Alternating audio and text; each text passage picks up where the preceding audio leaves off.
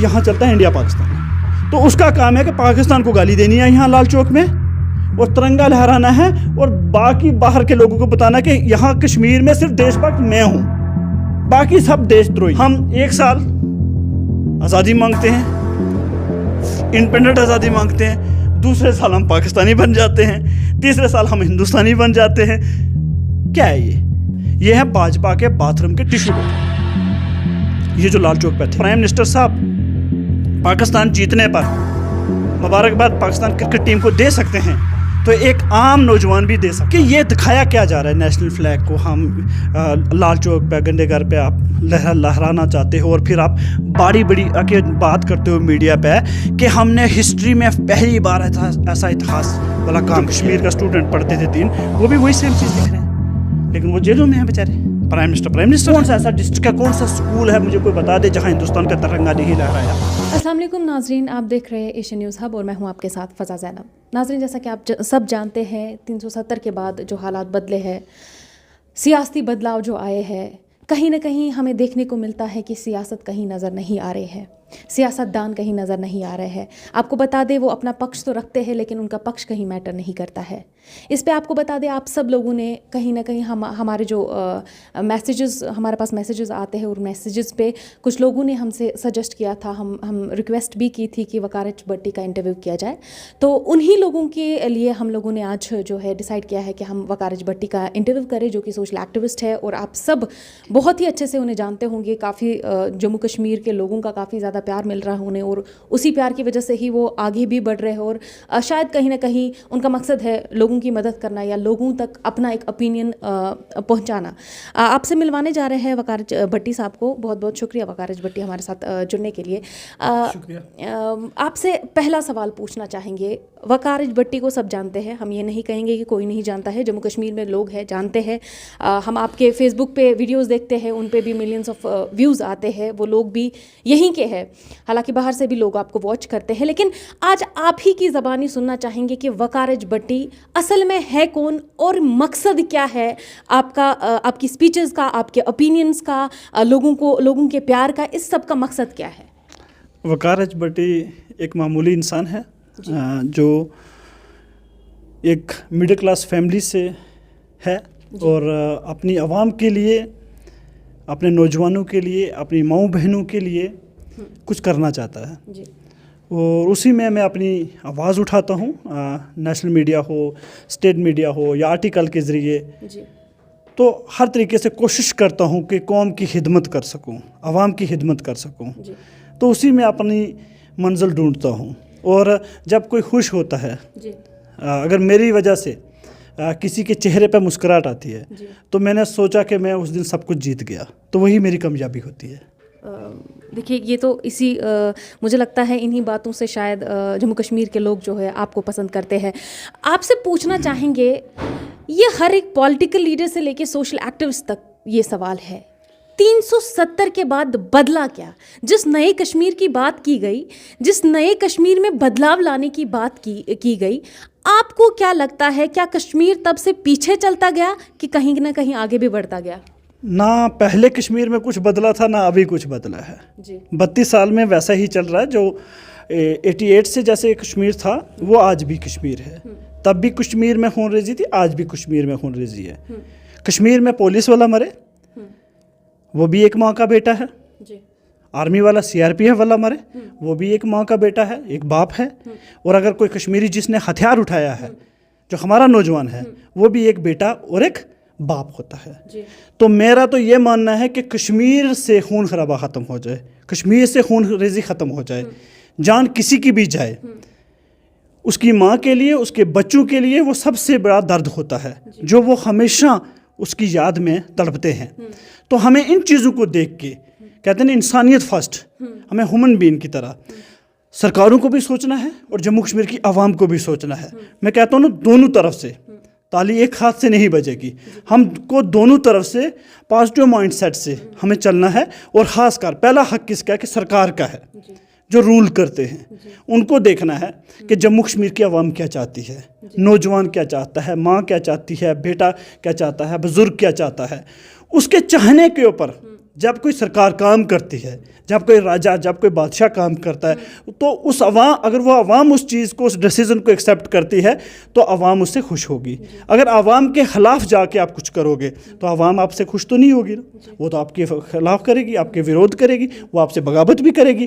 تو اس لیے سرکاروں کا بہتر کرنا کام یہ ہے کہ جو 32 سال سے نہیں ہو رہا ہے، 32 سال سے جو بھی لا بن رہے ہیں، جو بھی لا امپلیمنٹ کیے جا رہے ہیں جموں کشمیر میں، وہ عوام کی مرضی سے نہیں ہو رہے، عوام کی رائے سے نہیں ہو رہے. اور اس میں یہ بھی نہیں کبھی کہوں گا کہ جو دلی کی جماعتیں ہیں، چاہے وہ کانگریس کی جماعت سرکار رول رہی ہو یا بھاجپا کا بھی شاشن چل رہا ہے، تو ہم کبھی کیا کرتے ہیں کہ ہر چیز کو، ہمیں ایک عادت ہو گئی ہے کہ ہم ہر چیز کہتے ہیں کہ دلی نے کیا.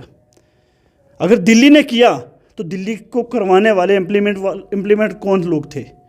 وہ جموں کشمیر کے ہمارے لوگ تھے نا. فاروق عبداللہ کہاں سے ہیں؟ یہاں سے، کشمیر سے. مفتی صاحب کہاں سے تھے؟ کشمیر سے تھے. وہ تو خواب ایک نیا لے کے آئے تھے نا، ایک نیا خواب لے کے آئے تھے کشمیر کے لیے. ان کا خواب تو خواب رہا، وہ خود بھی قبر میں چلے گئے. اب کس سے ہم پوچھیں کہ آپ کا خواب کیا تھا کشمیر کے لیے؟ آج کشمیر جس حالات میں ہے، اس حالات میں وہ چھوڑ کے گئے ہیں. تو ہمیں تو پتہ نہیں چلا کہ ان کا خواب یہی تھا کہ کشمیر سے 370-35 بے ختم ہو جائے، کشمیر میں بے چینی ہو جائے. ٹھیک ہے، بے چینی پہلے بھی تھی، یہ نہیں کہہ رہا ہوں کہ بے چینی پہلے نہیں تھی، میں نے بولا 32 سال سے بے چینی تھی. تو وہی چیز کو جو ہمارے لوگ تھے، ہماری جماعتیں تھیں یہاں، ہمارے سیاسی نیتا تھے، اس میں نیشنل کانفرنس ہے، PDP ہے، جو ابھی نئی سیاسی کچھ جماعتیں آئی ہیں جیسے اپنی پارٹی PC یا کانگریس BJP، سب جماعتوں کے جتنے بھی لیڈرشپ تھے وہ ہمارے ہی کہیں نہ کہیں علاقوں سے نکلے ہوئے لوگ ہیں. تو ہمیں سوال پہلے ان سے پوچھنا تھا کہ ہم نے آپ کو رہبر بنایا تھا، ہم نے آپ کو حکمران بنایا تھا، آپ نے ہمارے لیے کیا کیا، ہماری زندگیوں کے لیے کیا کیا.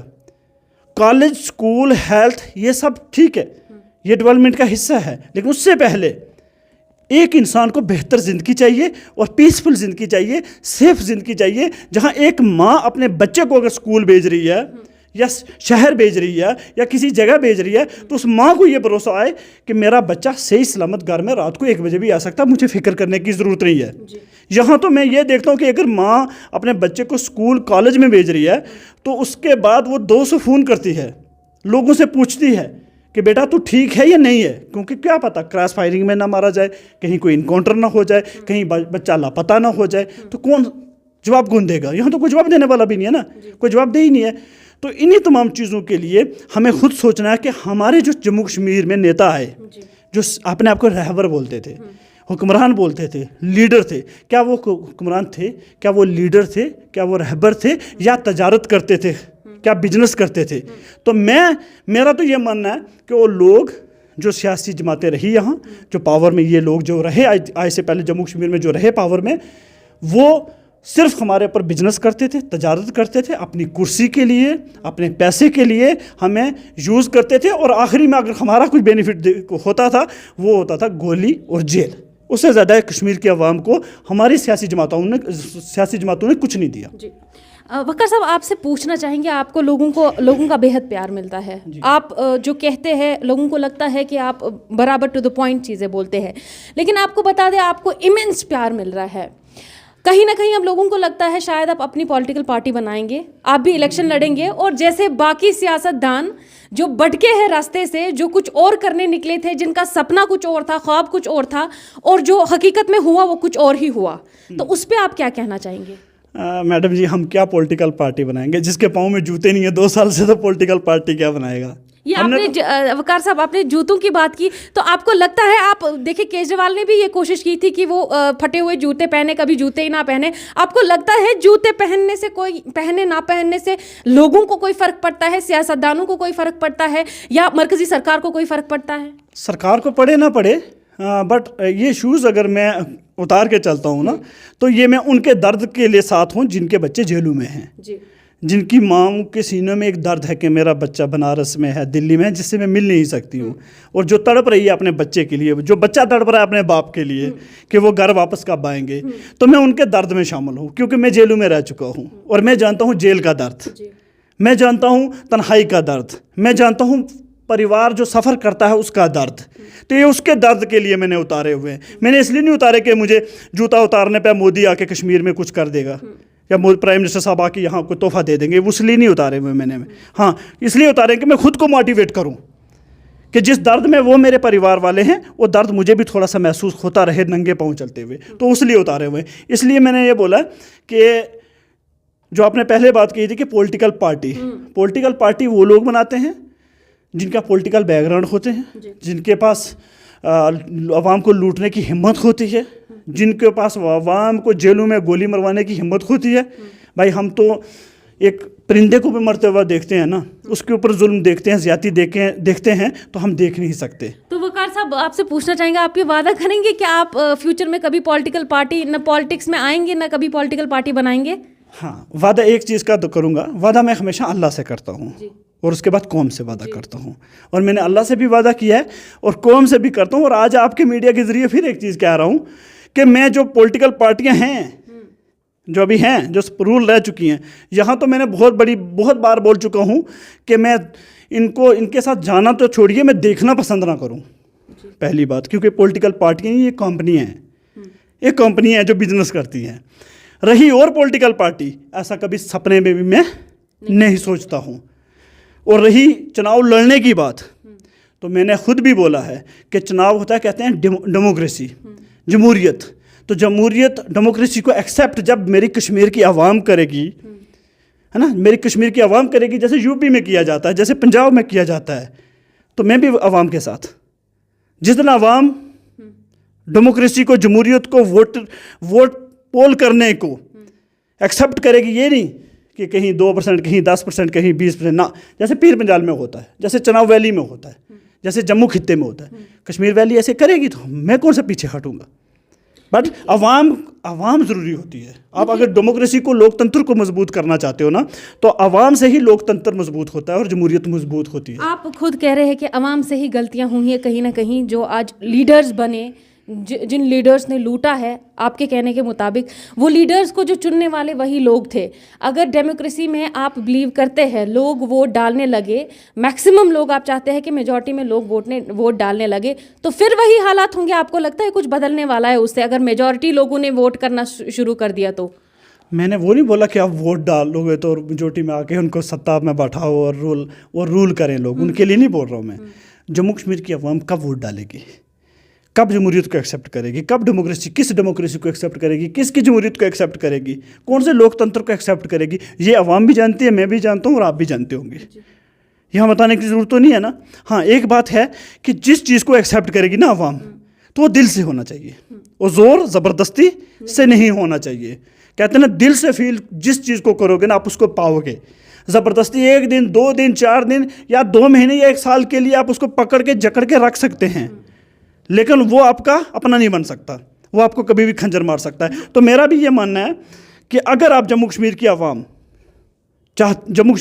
کو کوئی اپنا بنانا چاہتا ہے, تو وہ عوام اس کو اپنا پہلے بنائے, دل سے پیار کرے.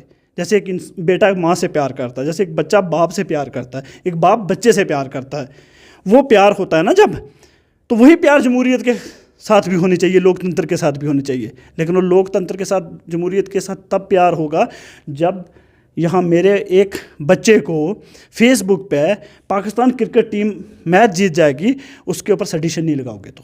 کیونکہ مبارکباد اگر نریندر مودی صاحب, پرائم منسٹر صاحب, پاکستان جیتنے پر مبارکباد پاکستان کرکٹ ٹیم کو دے سکتے ہیں, تو ایک عام نوجوان بھی دے سکتا ہے. اس میں ڈبل سٹینڈرڈ نہیں ہونا چاہیے. اگر پرائم منسٹر جو کر رہا ہے, تو اگر وہ پرجا کر گئی تو پرجا کیوں دیش دروہی ہوگی؟ پرائم منسٹر نے بھی وہی چیز کی, وہی آپ کی پرجا کر رہی ہے. پرائم منسٹر بھی لکھ رہا ہے مبارکباد پاکستان کرکٹ ٹیم, آپ نے اچھا کرکٹ کھیلا. وہی نوجوان میرا آگرہ میں ایک اسٹوڈنٹ, جو کشمیر کا اسٹوڈنٹ پڑھتے تھے 3, وہ بھی وہی سیم چیز لکھ رہے ہیں, لیکن وہ جیلوں میں ہیں بیچارے. پرائم منسٹر ہیں. تو یہی آپ سے پوچھنا چاہیں گے کہ اگر آپ کہیں نہ کہیں آپ بدلاؤ کے لیے کھڑے ہوئے ہیں, ہے کہ نہیں؟ بالکل. بدلاؤ کے لیے اگر آپ کھڑے ہیں, آپ کو کیا لگتا ہے آپ کی کن چیزوں سے بدلاؤ آئے گا؟ کیا آپ کے فیس بک پہ لائیو آنے سے بدلاؤ آئے گا؟ کیا آپ کے انٹرویوز دینے سے بدلاؤ آئے گا؟ آپ کو کہیں نہ کہیں لگتا ہے کہ آپ کو ایک بڑی کوشش کرنی ہے جس سے بدلاؤ آ سکتا ہے؟ ہم کوشش کریں گے, اور کوشش کرنی بھی چاہیے, اور کوشش میں کر بھی رہا ہوں. کوشش یہ ہے کہ جموں کشمیر کا نوجوان جو ہے نا, جتنا پولیٹیکلی یہ سٹرونگ ہے نا, پوری دنیا میں مجھے نہیں لگتا کوئی ہوگا. اگر جموں کشمیر کے خاص کشمیر ویلی کے کسی نوجوان کو آپ پوچھیں گے کہ آج فلسطین میں کیا ہو رہا ہے, کیا پولیٹیکلی وہاں ہے, کیا چل رہا ہے, امریکہ میں کیا چل رہا ہے, عرب میں کیا چل رہا ہے, دبئی میں یا باقی ریاستوں میں کیا چل رہا ہے, ملکوں میں کیا چل رہا ہے, تو وہ پنجاب کا نہیں بتا سکتا, وہ دلی کا نوجوان نہیں بتا سکتا, بٹ کشمیر ویلی کا نوجوان سب جانتا ہوگا اور ایک ایک چیز بتائے گا. لیکن ایک چیز میں ناسمجھ بھی ہے, یہ بھروسہ جب خود کے پولیٹکس پہ آتا ہے نا تو یہ بھروسہ غلط کرتا ہے. یہ چن نہیں پا رہا, یہ سمجھ نہیں پا رہا کہ ہم چاہتے کیا ہیں. کیونکہ آپ 5 جگہوں 10 جگہوں پہ اپنا فوکس رکھیں گے تو آپ کچھ چیز جیت نہیں پائیں گے. جیتیں گے تب جب آپ کا فوکس ایک جگہ ہوگا. اگر میرا فوکس ہے نا کہ میں چاہتا ہوں کہ کشمیر میں پیس, امن, سکون ہونا چاہیے, کشمیر میں روزگار ہونا چاہیے, کشمیر دنیا میں سوئٹزرلینڈ سے بھی آگے جانا چاہیے, تو فوکس ہمارا ایک ہی ہونا چاہیے.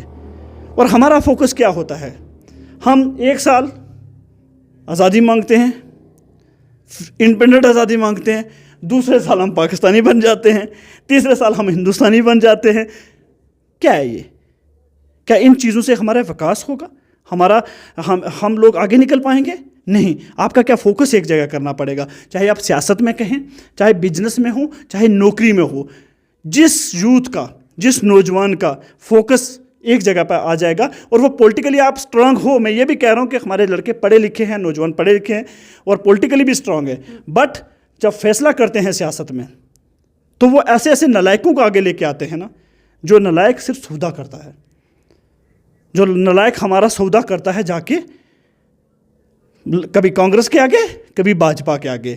تو ویسے نیتا نہیں چننے آپ کو, ویسے لوگ نہیں چننے آپ کو وہ لوگ چننے. ضروری نہیں ہوتا کہ وقار چناؤ لڑے گا, MLA بنے گا یا MP بنے گا تو وہ لیڈر بنے. نہ, لیڈر اس کو نہیں کہتے. لیڈر وہ ہوتا ہے جو آپ کی رات, آپ کی صبح, آپ کے دوپہر میں بھی آپ کے لیے کھڑا ہو جائے, جو آپ کے ہر وقت میں, برے وقت میں بھی اور اچھے وقت میں بھی آپ کے ساتھ ہو. وہ لیڈر ہوتا ہے. لیڈر یہ نہیں ہوتا کہ MLA بنے گا, وہ لیڈر نہیں ہے.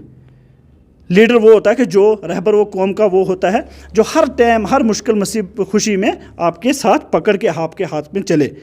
اگر آپ روکھی روٹی کھا رہے ہیں تو وہ بھی وہی کرے, اس کو بولتے ہیں لیڈر. لیکن یہاں لیڈر ہم کس کو بنا لیتے ہیں؟ جس کے پاس 20-25 گاڑیاں ہوتی ہیں, زیڈ اسکوٹی ہوتی ہے, آگے 4 گاڑیاں ہوتی ہیں لال بتی والی, پیچھے 4 گاڑی لال بتی والی ہوتی ہیں, بیچ سے جناب ایک پینٹ کوٹ والے نکلتے ہیں یا شیروانی پہن کے نکلتے ہیں. تو ہم کہتے ہیں نہیں, یہی سب کچھ کرے گا, یہی ختم کر رہا ہے کشمیر کو, یہ VIP کلچر ختم کر رہا ہے کشمیر کو. وقار صاحب, آپ کی ویڈیوز میں ہم نے اکثر سنا ہے کہ ظلم, آپ بہت بار ہم نے آپ کو ریپیٹ کرتے ہوئے دیکھا ہے کہ ظلم ہو رہا ہے, ظلم ہو رہا ہے. حقیقت میں آپ کے حساب سے یہ ظلم کیا ہے؟ لوگوں کو, جن لوگوں کو آپ ریپرزینٹ کر رہے ہیں, ان لوگوں کے حساب سے یہ ظلم کیا ہے؟ کیونکہ سوشل میڈیا کے تحت یہ آواز ہر جگہ پہنچتی ہے. یہ آواز صرف جموں کشمیر تک ہی نہیں ہے, یہ آواز صرف دلی تک ہی نہیں ہے, یہ آواز ہر جگہ پہنچنے والی ہے اور ہر جگہ گونجنے والی ہے. آپ کے حساب سے اصل میں ظلم کا مطلب کیا ہے؟ ظلم اس کو کہتے ہیں کہ جیسے میں اپنے سے اسٹارٹ کر دوں گا. میں 3 بار جیل گیا ہوں, 7 مہینے رہا, ایک بار 45 دن رہا, ایک بار 15 دن رہا. تینوں کیس فیک تھے, جھوٹے تھے, جن کو میں نے فیک اور جھوٹا نہیں بولا, ہندوستان کی, بھارت کی عدالتوں نے اس کو جھوٹا بولا. کورٹ سے ڈسچارج ہو جاتے ہیں 8 مہینے جیل رہنے کے بعد, ڈسچارج ہو جاتے ہیں. تو کیا اس کو ہم ظلم نہیں کہیں گے؟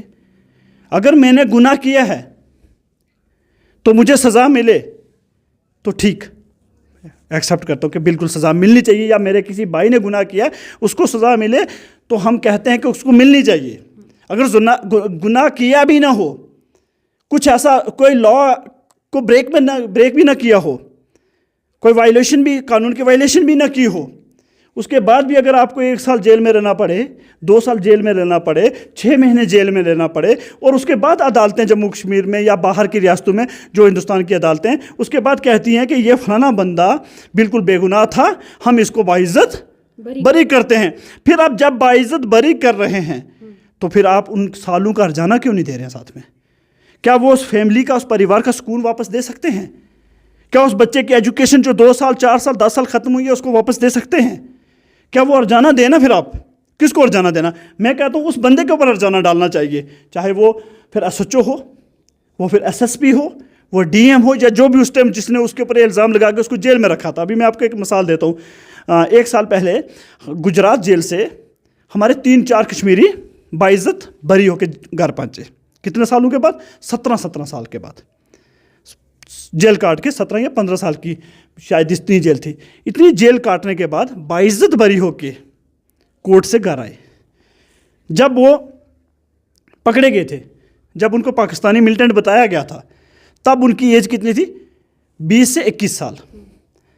जब वो जेल से बाहर वापस आए तो वो 40 साल के लगभग हो गए थे। उस टाइम वो यंग बच्चे थे और बाद में बुढ़ापे में उन्होंने छोड़ा अपने। और अब बताओ वो बेचारे कहाँ जाएंगे? उनकी एजुकेशन ख़त्म, उनका कोई रोज़गार नहीं कर सकते, बिजनेस नहीं कर सकते। अब तो उस एज में जेल में रह रह के तो इंसान का जिस्म ख़त्म हो जाता है। तो उस हालत में आपने बाइज्जत बरी किया, उसके साथ आपने क्या दिया? उनको इनाम दिया। फिर क्या कि बेगुनाही का इनाम भी तो फिर रखना चाहिए ना सरकारों को। जैसे मीडिया उस टाइम ट्रायल कर दिया हमारा कि एक मुसलमान अगर पकड़ा जाए शक की नज़र में तो उसको आतंकवादी ट्रायल किया जाता है कि ये हमने आतंकवादी पकड़ा। बट जब वो बाइज्जत बरी कोर्ट से हो जाता तो फिर वो ब्रेकिंग न्यूज़ क्यों नहीं चलती कि ये बेगुनाह था, हम माफ़ी मांगते हैं देश से कि हमने झूठ बोला था। वो सरकार, वो लोग क्यों नहीं माफ़ी मांगते? तो इसी को कहते हैं जुल्म। और क्या है जुल्म? यही चीज़ें जुल्म हैं, जो ज़्यादतियाँ हैं। और ये यहाँ मैं नहीं कह रहा हूँ जम्मू कश्मीर में हैं, ये पूरे भारत में खासकर मुसलमानों के साथ हो रही है। और आज अगर यूपी में ना, मैं तो कश्मीर से ज़्यादा यूपी में जुल्म देख रहा हूँ, जहाँ मुसलमान अपनी आवाज़ नहीं बोल नहीं सकता। डॉक्टर कफील की हालत देखी होगी आपने। एक डॉक्टर को कितने साल जेल में रहना पड़ा। आज़म खान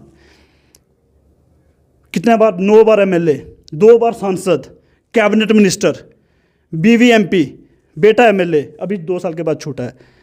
और कितने अभी भी आज़म खान अंदर जेल में है। इल्ज़ाम क्या है? भेड़ चोर, बकरी चोर, किताब चोर।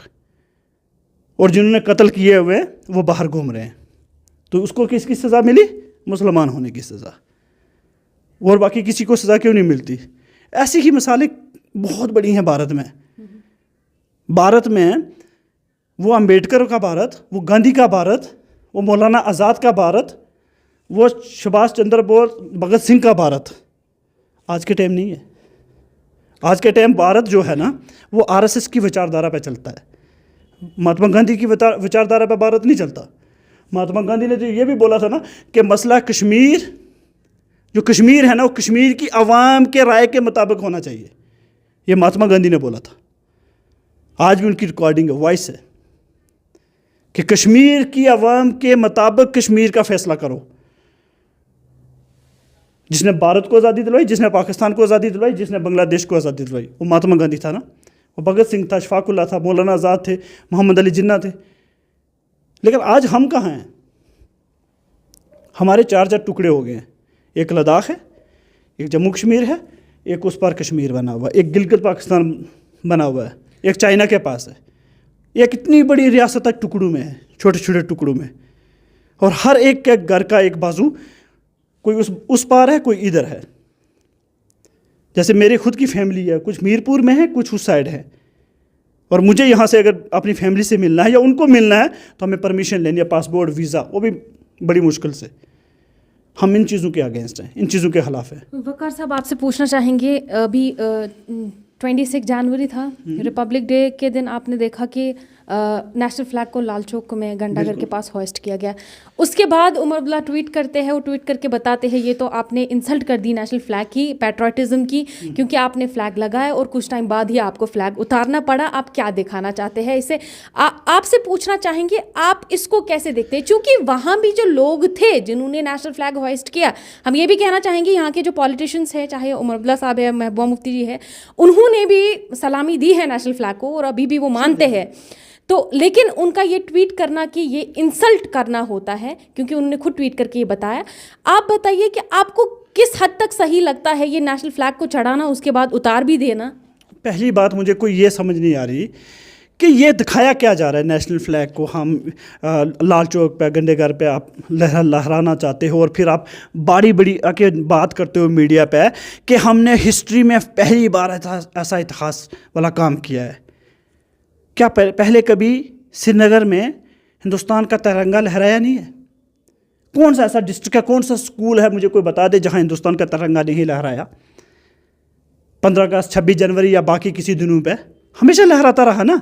جب بھی ان کی MLA منسٹر کی گاڑیاں جاتی ہیں یا کسی DM یا کسی آفیسر کی گاڑی جاتی ہے آگے ترنگا ہوتا ہے, نہیں ہوتا ہے. تو یہ جو ہوا بنایا جاتا ہے نا, اور یہ جو کچھ لوگوں نے کیا یا کرنے کی کوشش کرتے ہیں بیان بازی, یہ ہوتا ہے پبلسٹی, میڈیا پہ کوریج حاصل کرنے کے لیے, جن کو کوئی نہیں جانتا, جن کو ماں بھی نہیں جانتی گھر میں, ماں نے بھی گھر سے باہر نکالا ہوا ہے, جن کو پڑوس نہیں جانتا. تو ان لوگوں کا کام کیا ہے, کیونکہ یہاں چلتا ہے انڈیا پاکستان, تو اس کا کام ہے کہ پاکستان کو گالی دینی ہے یہاں لال چوک میں, اور ترنگا لہرانا ہے, اور باقی باہر کے لوگوں کو بتانا کہ یہاں کشمیر میں صرف دیش بھکت میں ہوں, باقی سب دیش دروہی ہیں. یہی دکھانے کی کوشش ہوتی ہے. پھر ان لوگوں کے اوپر خرچہ ہوتا ہے فضول کا. یہی لوگ جنہوں نے وہ, میں ان کو اصل میں نے نام رکھا ہوا ہے ان کو نا 2019 سے بعد میں, یہ ہے بھاجپا کے باتھ روم کے ٹیشو پیپر. یہ جو لال چوک پہ تھے, یہ وہ لوگ ہیں. میں سرکار سے یہ کہنا چاہتا ہوں کہ آپ جو ہمارے ٹیکس کا پیسہ ان کے سیکورٹی کے اوپر, پرسنل سیکورٹی کے اوپر آپ خرچہ کر رہے ہیں, ہوٹلوں میں بٹھا کے ان کو کھلا رہے ہیں, ان سے پوچھئے 50 بندے یہ لے کے آ جائیں ہمارے کشمیر کے نوجوانوں کو بنا کچھ چارج دیے ہوئے, کیوں ان کے اوپر آپ اتنا خرچہ کر رہے ہیں؟ کون ہیں یہ لوگ؟ ارے کشمیر میں ایسے لوگ بھی ہیں جو بنا PSO کے, بنا سیکورٹی کے خدمت کرتے ہیں قوم کی.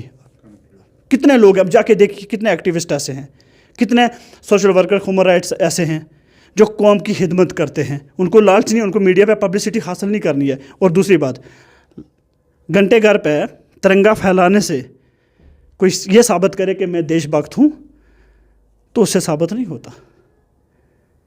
یہاں بہت ایسے لوگ ہیں جو ریپ کر کے جیلوں میں نا, ہم کہتے ہیں ہم سب سے بڑے پاک صاف ہیں, لیکن ان گناہ وہ بہت بڑے بڑے کر کے گئے ہوتے ہیں. مرڈر کر کے بھی کہنے والا کہتا ہے میں مرڈر نہیں کرتا. تو ایسے یہ جو لوگ ہوتے ہیں نا, یہ بھی اصلی میں کرمنل لوگ ہوتے ہیں جو اپنے گناہ چھپانے کے لیے اس طریقے کے ایکٹ کرتے ہیں کہ ان کے باقی گناہ سائڈ ہو جائیں اور میڈیا میں یہ چیزیں سامنے رہیں جو یہ انہوں نے لال چوک میں ڈرامہ کیا. بس یہ ڈرامہ ہے فوٹو کے لیے.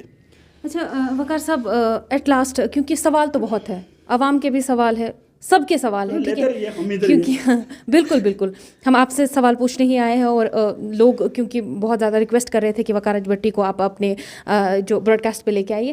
تو ایٹ لاسٹ آپ سے کنکلیوڈ کروانا چاہیں گے کہ ماضی میں جو ہو چکا ہے آلریڈی, کیونکہ 2019 کے بعد حالات بدلے, آگے آپ کا کیا پلیٹ فارم رہے گا, آگے آپ کیا کچھ نیا کرنا چاہیں گے جس سے یہاں کی ایمپلائمنٹ, یہاں جو ڈرگ مینن سٹارٹ ہوا ہے وہ ختم ہو جائے, لوگوں کے پاس جاب ہو, لوگ پیسفلی رہ سکے. اس کے لیے کیونکہ آپ ایک سوشل ایکٹیوسٹ ہیں اور ہم social activist as a social activist ہی آپ سے بات کر رہے ہیں, ہم یہاں اس کا کوئی دوسرا معنی نکالنے نہیں آئے ہیں. ایز اے سوشل ایکٹیوسٹ آپ سے پوچھنا چاہیں گے کہ فردر آپ کے جو پروسیجرز ہیں, کیا پلیٹ فارم رہے گا آپ کا لوگوں کو جاب کو لے کے, ان امپلائمنٹ ختم ہو اس کو لے کے, اور کافی ساری چیزیں ہیں جن سے لوگ یہاں کے پریشان ہیں, ان چیزوں کو ختم کرنے کے لیے؟ بس سمپل ایک ہی چھوٹی سی بات کہوں گا, اس میں بڑی بات کرنے کی ضرورت بھی نہیں ہے. کشمیر میں پیس ہو جائے, کشمیر میں کلنگس بند ہو جائے, چاہے گولی ادھر کی چلے چاہے ادھر کی چلے نا, مرتا کشمیری ہے اور ڈسٹرب تو کشمیری رہتا ہے. پریشانیاں ہمارے لیے ہیں, گولی رکنی چاہیے. گولی رک جائے گی, روزگار اپنے آپ ملے گا. گولی رک جائے گی, ہیلتھ اپنے آپ اچھی ہو جائے گی. گولی رکنی چاہیے. سب سے پہلی بات ہے کہ کشمیر میں گولی رکنی چاہیے. میں تو اسی کے اوپر کام کرتا ہوں. پیس کشمیر میں دیکھنا چاہتا ہوں, سکون کشمیر میں دیکھنا چاہتا ہوں. اور اس کے لیے سب سے بڑی اگر کسی کو, سب سے بڑا کام اگر کسی کو کرنا ہے وہ بھارت سرکار کو اور پاکستان کی سرکار کو مل بیٹھ کے اس مسئلے کا کچھ حل نکالنا ہے.